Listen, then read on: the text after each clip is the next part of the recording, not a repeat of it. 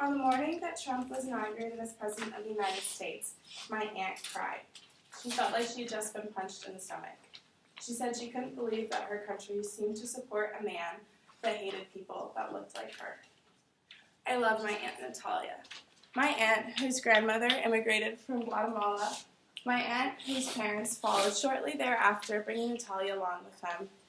My aunt, whose immigration story brought her into my life.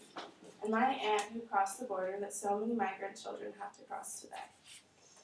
I'm so thankful that her daughter, that little baby girl right there, will never have to face crossing the southern border. However, when I think of all the name-calling, bullying, and discrimination that is allowed, and I dare say even encouraged by the policies of our country, I fear for her future. But let's think about the present.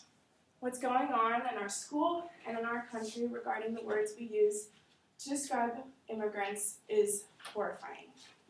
Illegals or illegal immigrants is offensive and derogatory and should not be used on Cal Poly's campus. Today I will be sharing with you why it's offensive and incidents of this language being used at Cal Poly and cases of official policies around our nation that are changing to honor inclusive language. I consider myself so fortunate to be in a school that promotes inclusivity and tolerance. However, we can't pretend that this thing doesn't happen at Cal Poly. In October, this picture was posted. It was captioned, "Cowboys versus Illegal Aliens." The two boys in the picture are both Cal Poly students, and one of the boys himself posted the picture. The original party was thrown by two sophomores for their birthday. Neither of them reported knowing any of the guests in the picture, and the original theme was cowboys and aliens from the movie. It wasn't supposed to be twisted. Both sophomores that threw the party are part of the Latinx community. They reported being dismayed that this happened in something that they were a part of. ASI publicly addressed this post saying, "No human is illegal. This language is dehumanizing and inaccurate. We must hold each other to a higher standard if we are to create an inclusive environment at Cal Poly," according to Lithium and Garibay from 2019 Mustang News article. The Cal Poly Cultural Center for Inclusive Language explains why that this word is so offensive. It explains that the preferred term to illegal immigrant or illegal alien is an undocumented immigrant. It says that sometimes we say words and we don't realize the impact it may have on others. Say what you mean and mean what you say. Take time to educate yourself about languages and histories of oppression. In the section called Words That Hurt, they articulated that illegal alien is offensive because of these reasons. It reduces undocumented immigrants to something less than human. It fixates on illegal status instead of people, as individuals. It asserts that some people belong here more than others do. And it ignores social, political, and economic factors that negatively affect people of colors and marginalized people. Kate Phillips wrote a 2006 article called "The War on Words," and she explains the nature of the term alien. This word is often used in regards to people from Central America or Mexican descent.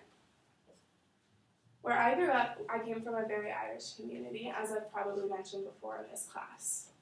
About half of my friends were immigrants, or were children of white immigrants. However, we didn't grow up knowing that there was such a stigma around immigration because we were just that, white immigrants. I never heard any of my friends' parents that are Irish immigrants described as aliens.